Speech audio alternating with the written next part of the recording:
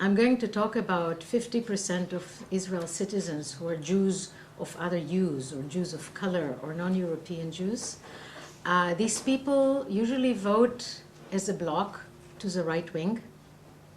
Not so much because of right-wing economics and so forth. In Israel, there is a topsy-turvy situation where the left is for privatization, for dismantling the workers' unions and so forth. The right has been more, in a sense, for social justice. Though the right is against the land for peace settlement, the left is land for peace settlement as long as there is a two-state solution to preserve the European Jewish character of the state.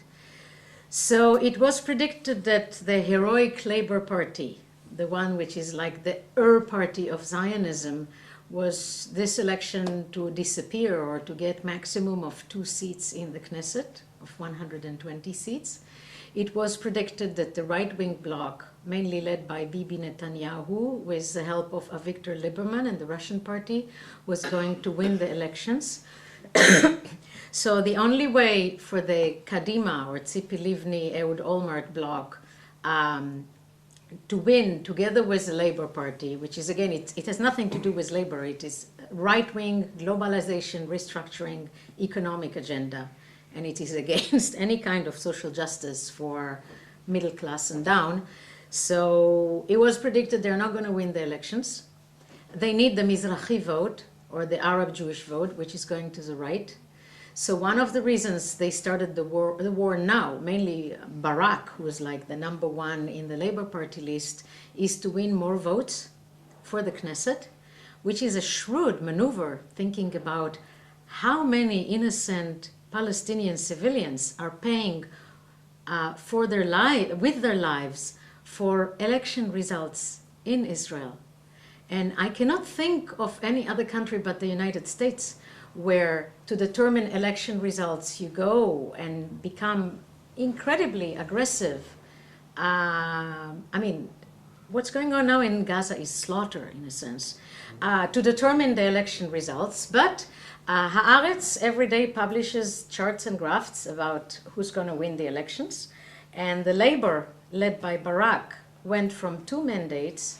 The last I saw the charts is 13 mandates.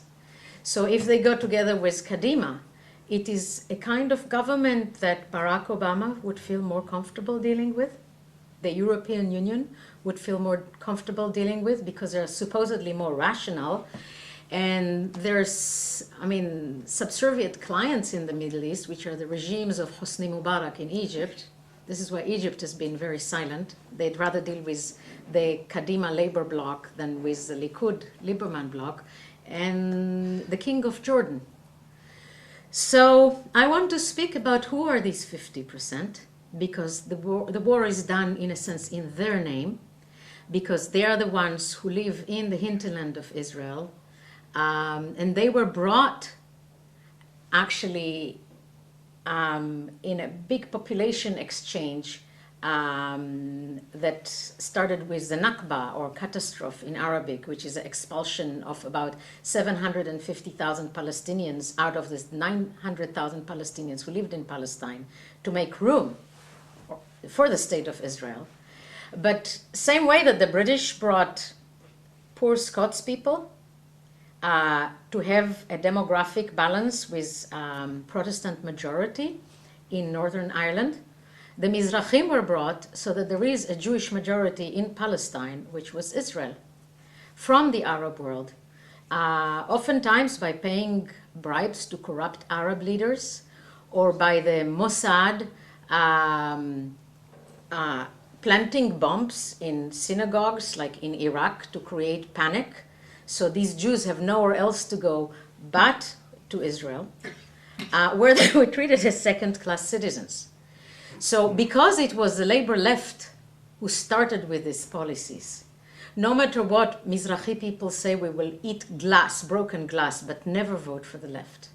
Because among the majority of Israelis, the left is conceived as more racist in intra-Jewish affairs than the right. The tragedy is that the right is not willing for any concessions, while the left is seemingly wanting a peace process which means let's settle the West Bank with Mizrahim, while saying that we want land for peace, but we create facts on the ground that we have so many Mizrahim because they have no affordable housing where the jobs are in central Israel. We ship them to the settlement. We shuttle them back and forth from work and to work. The dream of every Israeli is to live in a single family dwelling. And then we say, well, we cannot move these settlements, so these are part of the smaller Israel that will obtain in case a two-state solution is going to happen. While this is not feasible in a sense, because Jews, particularly European Jews, are a minority, a slim minority, between the Jordan River and the Mediterranean. So let me first tell you how the population of Israel is constructed. And then we can open this to questions and answers, because I assume this topic is kind of new for you. The way that intra-Jewish racism affects Israeli politics and moves Israel, the Israeli voters, constantly to the right. The left is losing unless they use their good English and come here to speak about peace and dialogue and coexistence with the Palestinians. But they do this knowing that the demographic majority of Israel is not interested in that, because this is how they were socialized because of the left's intra-Jewish racism. So who are the citizens of Israel? The modern state of Israel declares itself a homeland for three major social groups. There are 7 million citizens. 20% are what is known in the Arab world as the 48 Arabs. The Israeli discourse called them the Arab citizens of Israel, or Israeli Arabs. They prefer to be called the Palestinian citizens of Israel, or Palestinian Israelis, or Palestinians residing in Israel. The way that Israel doesn't call them Palestinians is in order to keep denying the fact that Israel was built on Palestine. The second group is the Mizrahim. Mizrahim literally means Orientals in Hebrew. And these are Jews whose parents immigrated to Israel mainly in the 1950s from Arabic-speaking countries like Morocco, Tunisia, Egypt, Yemen, and Iraq, or from Turkey, Iran, or India. Some came from the Balkan, like Bulgaria, Yugoslavia. And they are 50% of the total population of Israel and about 63% of the Jewish population. And this is counting the Russian or the former Soviet citizens who arrived in Israel. About a third to a half of them are not Jewish, but what was important, as Shimon Peres called them, they were the white Aliyah. They came to bleach Israel out of this third world Jewish majority. And the ones who came from the inner Asian republics are counted as Mizrahim.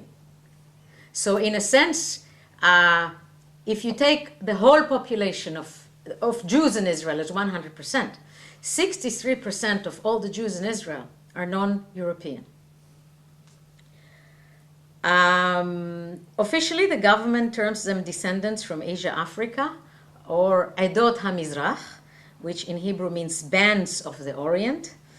And Mizrahim is a coalitional term that they use when they advocate their right before the ruling minority, the approximately 30% of Israeli citizens who are known as Ashkenazim. These are Jews from Central and Eastern Europe who spoke Yiddish. Most of them came to Palestine after the Holocaust. Official Israeli terminology endows them with the appellation Kehilot Ashkenaz, meaning the communities of Central and Eastern Europe. Now, in Israel, you wouldn't know this unless you live the daily life, because the official discourse camouflages the fact that today the majority of Israel's citizenry is of Arab Mizrahi origin. The Israeli Population Survey Authority devised an all-inclusive demographic category for Jews called Born in Israel. Now, if one doesn't know who the parents and grandparents of those born in Israel actually were, then the proportions of Mizrahim and Ashkenazim seem more equal than they actually are. Younger Jewish Israelis have lost the memory of their historical diasporic roots, which still define in Israel ethnic and racial zones of privilege. But until the mid-70s, the Mizrahi families had much higher birth rate than Ashkenazim, so it's clear that the majority of Jews born in Israel are Mizrahim. And if we understand that, it clearly clarifies for us the patterns of intra-Jewish discrimination in Israel and how they lead to this kind of weird voting patterns that people who have a social agenda vote for the right and people who have a capitalist global agenda vote for the left. Now, since the Ashkenazi Zionists arrived in an organized manner to Palestine in 1882, Mizrahim have been expected to give up their Arab or non-Ashkenazi culture and family structure, and even their Arabic, Farsi, Turkish, or other non-European mother tongues, and yet they never became fully integrated. After 48, upon immigration, they were forced to reside in economically deprived border villages and development towns where the Palestinians were forced to live. So this is a population that is now being shelled by the Hamas from Gaza. While the Ashkenazim went to universities for professional training, the Mizrahim were consigned to government-sponsored training programs for production line jobs.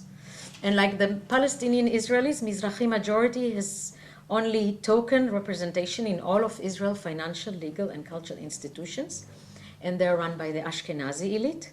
And this elite, which is an almost hermetically sealed group of families, ensures the intergenerational transmission of their Ashkenazi Zionist pedigree and financial assets. So upward mobility in Israel is almost impossible for people who don't have the right genealogy, unless they have relatives, neighbors, or close friends who can pull strings for them. Now, this situation was observed even before 1967 war by an Afghani Jew by the name of Michael Seltzer, who wrote an amazing book called The Aryanization of the Jewish State. And he said that until the Ashkenazi elite learns to speak with its own Arab brethren, nothing is going to move as far as the peace process, because if you cannot talk to the Jews who are Arab, why can you talk to your Arab neighbors? And in a sense, this book was the writing on the wall, because he predicted that what's going to end Israel, in a sense, is this kind of intra-Jewish racial conflict. And it's interesting that Elias Khoury in Baba Shams, which is an amazing, it's like a Tolstoy or Dostoevsky novel of the Palestinians in Lebanon. Also, some of his protagonists say that what's going to end this anomaly of a Jewish state run by a minority elite from Europe will be the internal conflict with the Mizrahim, rather than the conflict or the struggle for Palestine. So, given most of you, I assume, are activists, I came here to say that this problem in Israel needs to be taken into account in an activist work. Why is that?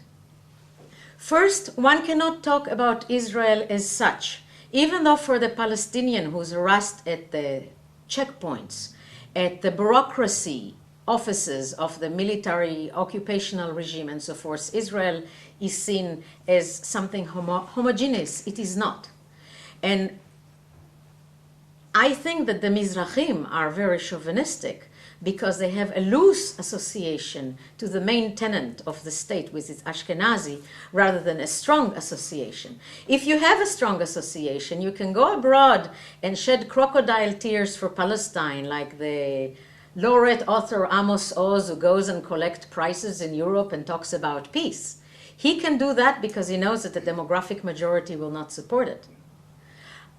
So there is a need to understand and talk above the heads of this linear nationalist discourse to the Mizrahim and about the Mizrahim.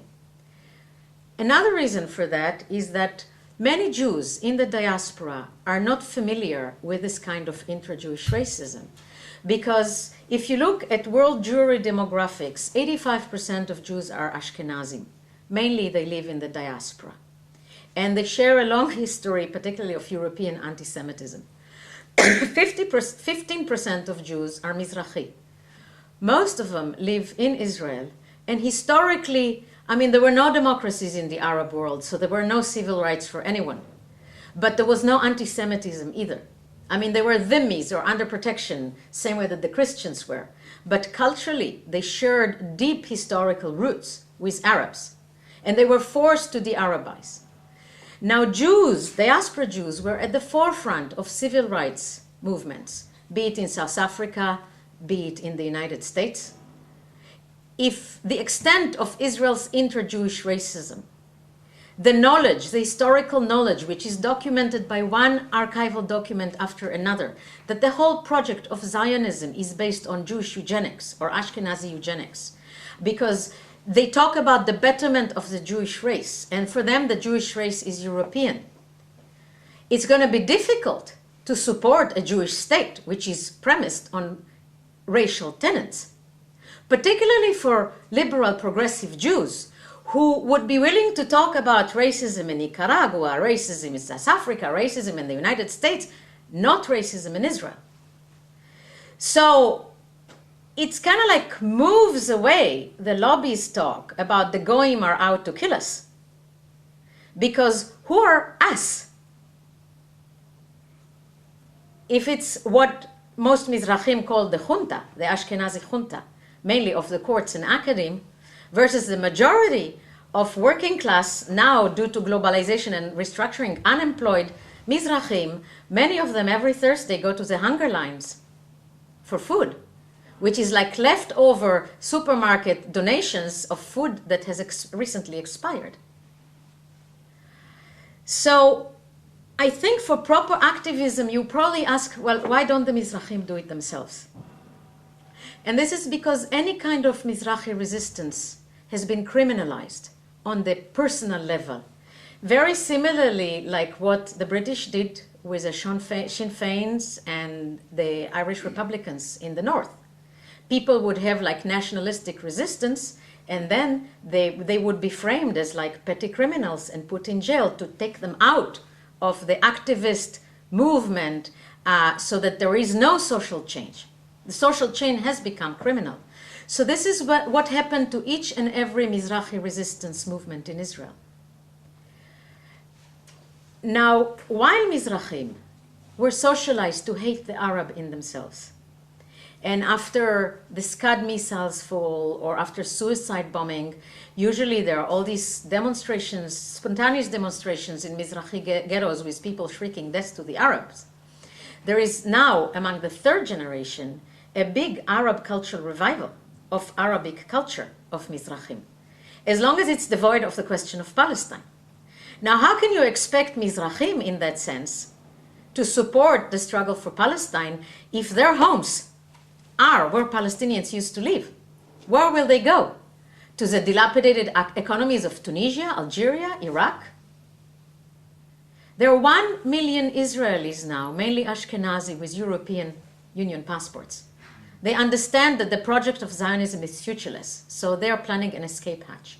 You need to have like 7,000 to 10,000 euros to hire an attorney to get you the EU passport, to look in your genealogies and so forth. Most Mizrahim cannot afford it. Although few Mizrahim can claim French citizenship because of North African colonialism, most are going to stay, and they know that. And the imagery that you hear like in the food lines, in grocery stores, barbershops, is that the Ashkenazim are packing their suitcases. If not for now, for the next or the generation or generation after. And we have nowhere to go, so we'd better fight. The way the Israeli political scene works is we have this mythical concept which in Hebrew is called chutz le'aretz. Chutz le'aretz in Hebrew means outside the country. That's where good things happen. So usually if there is anything supportive in Israel internal politics that comes from chutz le'aretz, Israelis will adopt it. You can see how it works with the Israeli peace movement. Almost all of their funds come from chutz le'aretz, and then it's mainly upper class Ashkenazim. Many times they have amazing feats like protecting with their bodies, uprooting of olive trees, going on food caravans to the West Bank. But on the other hand, it gives them good salaries for their NGOs when they speak for Palestine. And we ask, why don't they cross the road? Because across the road, there are hungry Jews who vote for the right. Though the left is not a viable option for the Mizrahim because of the history of intra-Jewish racism of the left. So in that sense, if this chutz la'aretz, or the abroad, start airing what we call in Israel dirty laundry of the Mizrahi history, unauthorized medical experiments are done on Mizrahim till this very day. Forced boarding of children. A search warrant of the national security. If you're a welfare recipient, the national security can come and search your home whenever to see if you have one less or one more toothbrush. So you're cheating on welfare, and then your welfare is being cut. Forced boarding. Israel has the highest rate of forced boarding of poor children. And unauthorized, unconsented adoptions, supposedly for the children's own good. All this stuff needs to be discussed, because when Mizrahi communities hear that there is an interest in that, they're willing to listen. And slowly a political change will happen. However, one cannot talk to Mizrahi communities about the Nakba, partially because they live in places where the Palestinians were expelled. Another thing is that they cannot understand the Nakba unless they understand the wounds that Zionism has inflicted on them. Many people don't want even to hear this. The parents' generation, because the trauma is too fresh. The children generation, because to have hyphenated identities, ethnic identities, is too difficult. Everyone wants to become mainstream. And mainstream in Israel means Ashkenazi. All the role models are Ashkenazim. But Mizrahim, young Mizrahim know that they are B-rate Ashkenazim. They'll never be equal citizens. The universities are blocked. The courts are blocked. The high-tech companies, the higher level positions are blocked. Everything is blocked, blocked, blocked, blocked, blocked. Actually, the most talented of the Mizrahim do not live in Israel if they want to have any kind of self-realization. So there needs to be a talk to Mizrahi communities about their own wounds. And if it comes from abroad, it's way more effective than if it's like an internal Israeli affair that can always be contained in this kind of like what I call the Zionist machine. So the nationalist Israel versus Palestine kind of dialogue didn't get us much. I mean, usually I watch the pattern, at least in the United States, the pro-Palestine groups are being depicted in the media for their color. Like here are these people who paint the Palestinian pain. The lobby, or the pro-Israel lobby, get the news with their fabricated facts. They're like the rational. And the way to, in a sense, discuss this kind of antinomy of having a Jewish state, which for me as a Jew is disgrace to Judaism, to the spirit of Judaism, is to show that in a sense it's not a shelter for all Jews, but for a very specific kind of Jews. And I wish this would have been also understood by people from the Arab world, leaders, NGOs, and by Palestinians from the outside. Same way that Israel requires kids a year before they go to the army to go on show-up peregrination to the concentration camps. It's very valued as long as you do not decontextualize it. In Israel, the high school trips are being decontextualized, so you go to Auschwitz and Birkenau not to understand the extent of Jewish suffering, but to understand why Israel needs to be an aggressor. I would call on Arab leaders to have route trips for Arab Jews to Damascus, to Tripoli. Someone needs to fund it to see that it's not this kind of ruthless, primitive enemy that Israel depicts. I would call on Arab NGOs and Arab leaders to speak to the Mizrahi communities above the heads of the Zionist Ashkenazi regime. And I think that activists for Palestine need to familiarize themselves with this part of the conflict. Not only it's because of the 50% who vote for the right and the history of why they vote for that, but also to expose the fact that the Zionist project is not a project of a Jewish national home in Palestine or Israel, but it's a project of race relations, colonial race relations. And I would like to start with Theodor Herzl, The Jewish State. because it's like a very fundamental text. It is interesting that in editions of the Jewish state in Hebrew from the 40s on, the mid-40s on, and in English editions I saw, Herzl's discussion of black Jews versus white Jews and who's going to do the work and who is going to reap the benefits is not existent. That whole part, Herzl has 2 points that disappeared. I mean, he raises that disappeared from later editions. One of them is the racial differentiation. And he even doesn't consider the Mizrahim because for him they're too primitive. For him, black Jews are the Eastern Europeans. And the white Jews are the Austro-Hungarians and the Western Europeans. And he says first the riffraff will come. And they will work together with the Mizrahim, whom he treats in a sense like slaves, to make the place like Switzerland. And then the Central European Jews will come. Because the whole project of Zionism is to create a safe haven and employment for the Jewish bourgeois who is discriminated against, according to him, in Austro-Hungary and Central Europe and Western Europe. So it's like to siphon this kind of bourgeois class. Now, another problem that he's worried about is he says that there are too many B-rate Jewish academics who don't find employment in good universities in Europe. And he said, these are the people who become Bundists and socialists, and that's very bad for the Jewish people to have people with social consciousness.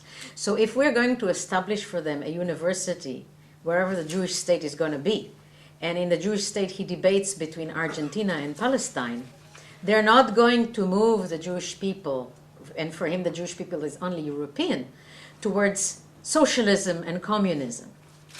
So Herzl does talk in the language of eugenics, and it was a very prevalent language in fin de siècle Europe and in the United States. Now, race is not so much about phenotype. Much of race is about history. You have German Jews who are dark. No one would ever think they're Yemenis. And you have Yemenis who are light or Moroccans who are blonde. No one would ever think that they're German Jews. The same way, if you look at Alana Lantin's work on the new racism in Europe, she calls it racism without race, the biological race. So race, for me, is a cultural phenomenon. And people dress it with Darwinian biologisms. And again, if you look at Zionist diaries, particularly of the health officials, from the period of the Yishuv, or the settlement, before 48, the language that they're using is a language of eugenics, mainly. Talking about, for example, they differentiate between two mothers. One of them is the adequate mother, and she's called the Hebrew mother, and always already she must be European. And the other is called the Alayan mother, or Alayan womb, and this is a Mizrahi mother. Now, the whole Mizrahim were brought, like at first it's the Yemenis who brought to work at the Moshavot, or the settlements of the Baron Hirsch and Baron de Rothschild. And they were brought because they were thought to be living frugally and do not need much to eat. So they were called the natural laborers, while the Ashkenazim were the ideological laborers. They came to redeem the land, but they employed Yemenis and later other Mizrahi Jews as the real workers who, I mean, naturally they are designated to work. You could see that this kind of same discrimination is going into schooling, into socialization and so forth. So it's not a 48 phenomenon. This phenomenon is as old as the beginning of Zionism. Now, when you talk about Israel as a secular nation state, yes, that was Herzl's plan. He said that Judaism is going to be appropriated as a cause to have a Jewish state. But then you will not need Judaism because, like all religions, it has to do with primitivity. And the Jewish state is going to be utopian. It will not have religion. So in a sense, to have a Jewish state is an anomaly.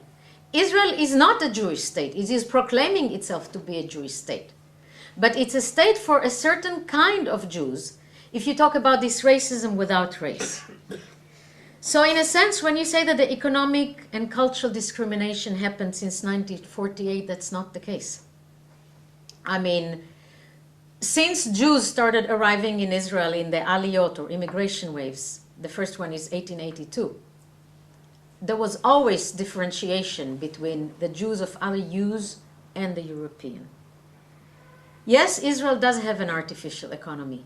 And in that sense, it is not like South Africa if you talk about sanctions, because South Africa didn't have this extra padding layer, which is the lobby, which Israel does. This is why it's much harder to take international activist measures against Israel than against South Africa, because you have this pad of the lobby before you go to Israel itself. As for the caste system, it is and it isn't a caste system. Like if you go to universities, if you look at residential patterns, yes, it's very segregated. Among Mizrahim and Ashkenazim, let alone among Jews and non-Jews, or Palestinians, citizens of Israel, and Jewish citizens of Israel. Intermarriage is actually decreasing because the classes, which are races in that sense, because class in Israel is used as a euphemism to quiet the fact that the class system is based on whether you are a European Jew or a non-European Jew. So now, because the middle class is almost completely eroded, there is less intermarriage. I think about 25%. But again, in its height, which was the economic boom after 1967, it was 30%. And there are many ways, like if you look at personal ads of Israelis, to say you want an Ashkenazi mate, like it would be someone of quality, or someone light complexion, or someone with educated genealogy, just not saying someone Ashkenazi, or someone with historical financial stability, means German reparation, because it keeps coming once a month. Just not to admit that the preferable mate for marriage is an Ashkenazi. And in that sense, the identity politics that Europe went through in the 90s came to Israel only as far as highfalutin postmodernist deconstructionist academic theory. In situ, still, people Mizrahim prefer to marry Ashkenazim as a tool for upward mobility. And Ashkenazi men would prefer marrying Mizrahi women, assuming that they are docile, because they come from an Arab patriarchal model, not a European Jewish patriarchal model. Later, they discover that they might be wrong. But basically, this is when you talk about marriage strategies among Jews in Israel. Of course, they need to raise their voice. Gaza siege hasn't started now. Gaza siege started on the 15th of September, 1991. Every time the Israelis will give it a different label. But Gaza has been in siege since then. Now, most of the suicide bombing attacks, and again, this is part of the stuff that, Israel has a translation block on what comes out of Israel. The Mizrahi stuff doesn't come out because it might shake the whole foundation of this notion of a Jewish state. Most of the suicide attacks were in Mizrahi neighborhoods, some in guest worker neighborhoods, like Philippines, Bulgarians, etc. Why? The police in Israel is dysfunctional, unless they will call, if a woman calls them and says, I've been raped, they'll ask, was it someone who looks like minority, meaning Palestinians? Then they might come. If she said, no, he was Jewish, then they say, well, go to the rape counseling center, talk to your attorney. They wouldn't do much. Unless it's a high profile, like Katsav, and you can, the president, you can see how much backing and filling they do to let him off the hook. So Mizrahi neighborhoods, which are poor neighborhoods, are barely policed. And actually pockets of drug dealing and prostitutions are happening there because the police assumption is that this needs to be done. So why won't it happen where the residents are not powerful so they can create a lobby? Wealthy Ashkenazi neighborhoods now hire private security guards. It's a requirement of their insurance policies because there is lots of burglary crime in urban centers in Israel. So the neighbors get together and they hire private security companies. Usually these security companies are related to the underworld, to the mafia. And the mafia is part of the financiers of Israeli politicians. So it is a mistake of Hamas to go to this kind of neighborhoods. It's like the saying in Israel now is that if Hamas would have hit with rockets the Ashkenazi parts of the Tel Aviv area, the next day Israel would have rather either nuked Iran or gone and talked with Hamas on the negotiation table. Because there is one kind of axiom in Israel that you cannot hurt the daily life, the fabric of daily life in Ashkenazi neighborhoods. I mean, there was one suicide bombing attack in Rehavia, which is a very affluent Jerusalem neighborhood. It got more media space than almost all of the suicide attacks that happened in buses in Jerusalem. Working class people, lower class people, Mizrahim, take the buses. So in that sense, Hamas fires rockets where they can, which is like near the border. Ashdod is mainly a Moroccan city. Ashkelon also Moroccan with Ethiopians, Central Asians, former Soviet citizens. Netivot is a North African city. That's where they fire the rockets. Same way that Hezbollah fired rockets on the Galilee. And then there was like a split because the kibbutzim in the Galilee, which are Ashkenazim, have wonderful shelters. They've been through lots of these kind of bloodshed cycles. They just take the whole kibbutz and go underground. Air conditioned, food supply and all. The Mizrahim don't have that. So to my mind, Nasrallah, whose speeches are translated and carefully analyzed in the mainstream Israeli media, could have spoken to the Mizrahim about their own of the wounds above the nationalist head, using the race-class language. He didn't do so. Though Nasrallah is smart, which leads me to the thing about anti-Semitism. Nasrallah and many of the Islamist leaders make careful separation between what they call the Zionist entity, or some of them will call it now Israel, and between Jews. But I've worked in Egypt since 1974.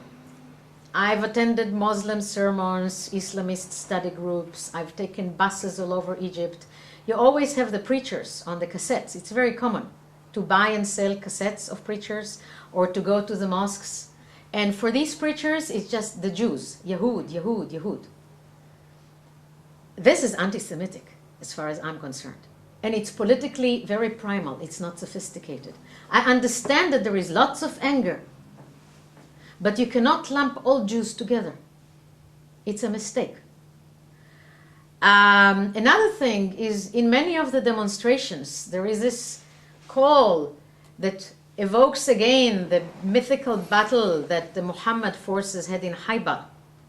And there was like a massacre of Jews. So they say, Haibar, Haibar, ya Yahud, Jesh Muhammad, sa Yahud, which is, Haibar, Haibar, oh you Jews, the army of Muhammad is going to get you. In this day and age, with this amazing Israeli might, which is barbarian, I agree with you. Why evoke this kind of massacre of the Jews from 600 something? I forgot if it was 627 or 800. It's not smart, right? So it is, I mean, in a sense, they're falling into the Zionist trap that conjoined Zionism and Judaism, that for me, they're totally separate. I'm a Jew, a proud one. I'm not a Zionist. So Israel created this atmosphere that Zionism and Judaism are conjoined. So any critique of Zionism is anti-Semitic. The leaders of the Islamist movement are falling straight into this trap. I can understand because of the history, the 60 years of history of that. But as a leader, you can be more sophisticated. Look at Nasrallah, for example, in his speeches. He never mixes the two.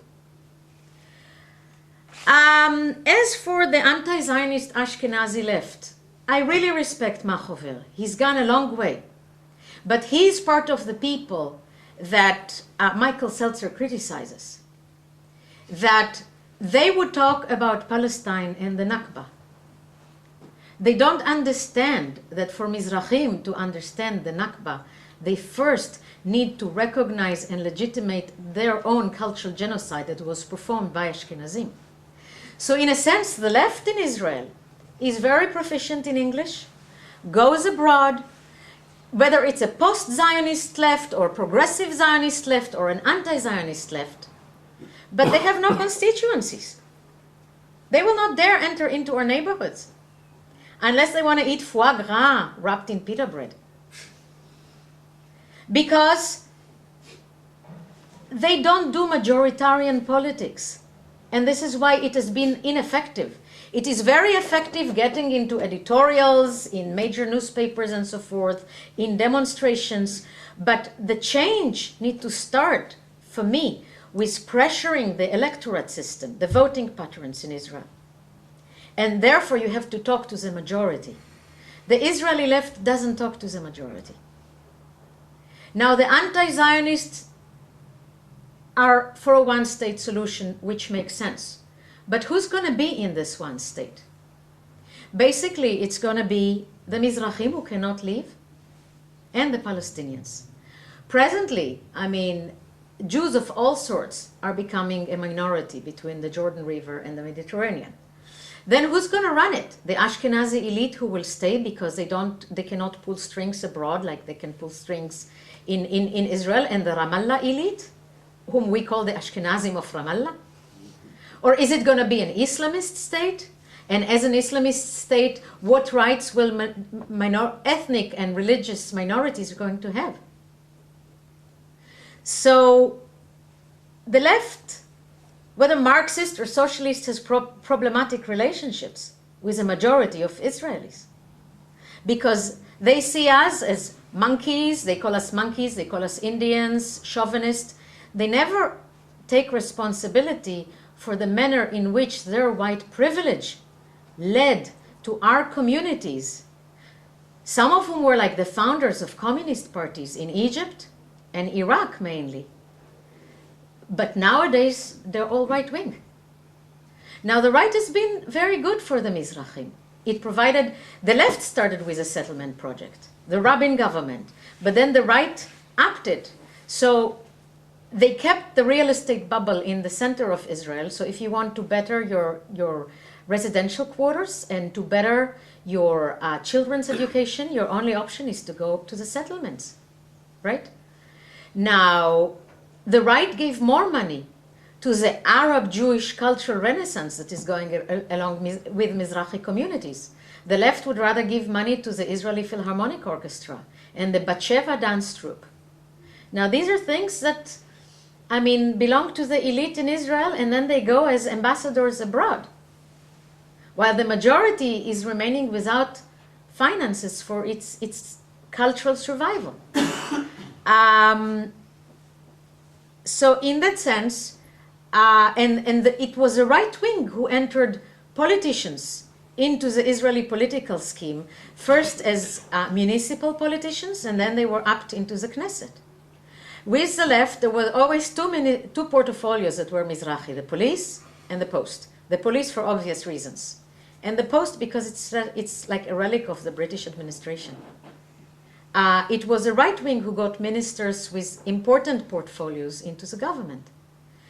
Now, it was the left, the whole idea of the Oslo agreements was outsourcing, so that the financial elite can try make a shift from the military industrial complex into other industries that were built on the nimble fingers, mainly of women workers in the textile industries of Irbid, or the farm industries, which with made in Israel stickers in the Nile Delta.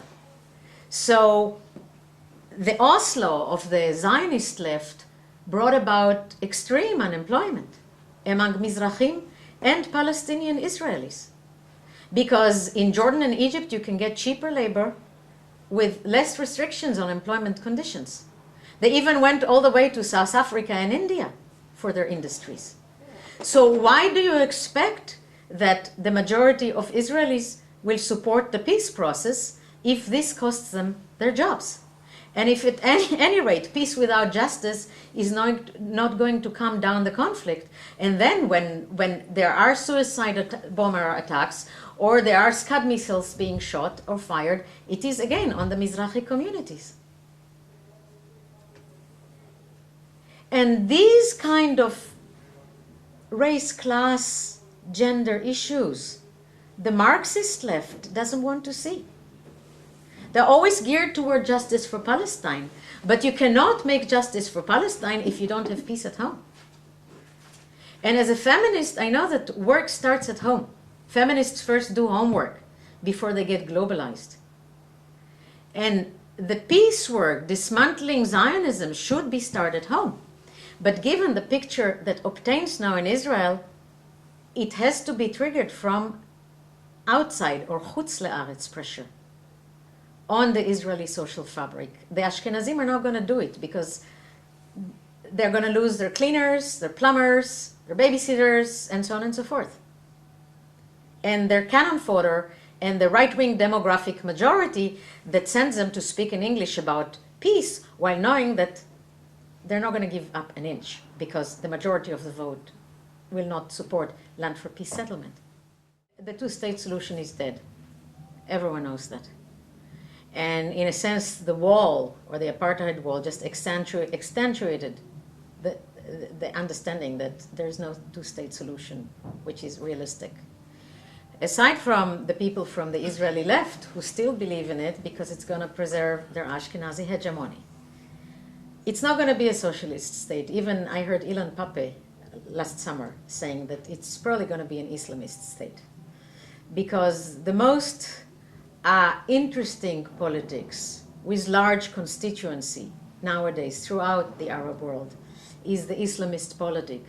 And that's because the whole notion of the welfare state disappeared. Particularly in Egypt, that had a welfare state during the Nasser regime, say, or Iraq, that had a welfare state when it was socialist. So when the welfare state disappeared, the Islamist NGOs took the place. So you get your basket of social, economic, cultural rights together with Islam. A very interesting interpretation of Islam is bringing back community that disappeared since Anwar Sadat had this Infatah policy, which was a policy of opening to the West when he kicked out the Soviets and brought the Americans. Mizrahim do identify with the state in a sense like the Unionists in Ulster with the UK, even though the UK never digested them, same way that the Zionist establishment never digested fully the Mizrahim. And that's a tragedy, because Mizrahim were dispossessed of their lands in the Arab world, of their language, of their culture, and got nothing instead. As far as class consciousness, I'm afraid I disagree with you. Because from my experience, when I was in Israel, I lived mainly as a welfare mother. So I stood in lines for food, and I stood in lines for forced employment, and I stood in lines so that my son doesn't get sent to forced boarding because I'm poor, and so forth. These people have no time for class consciousness. All of what they want to do is to survive. And the most violent manner in which Israel treats its subaltern citizens is through bureaucratic rigmarole. You while away your whole days in lines. They tell you, okay, in this line you got number 327, and then finally you reach there, and they say, no, you go to the 8th floor, and then you're number 800. And then from the 8th floor, they send you to the basement. Finally, you burst out.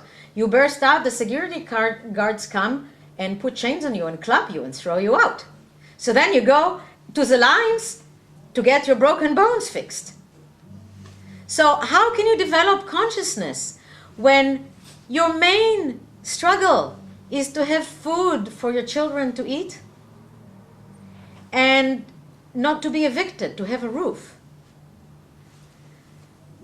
So in that sense, one of the reasons that, inside Israel, there are two reasons for this Gaza carnage.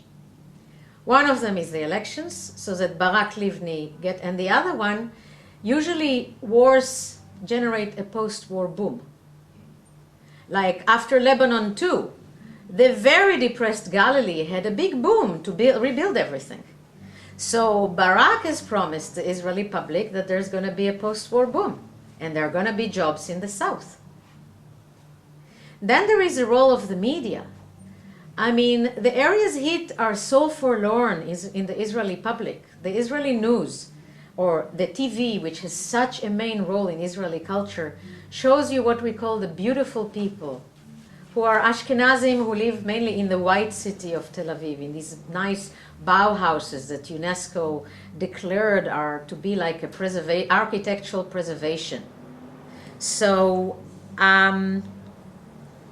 in that sense, finally, these people are getting their 50-minute sound bites or vision bites on TV. They're not going to give it up.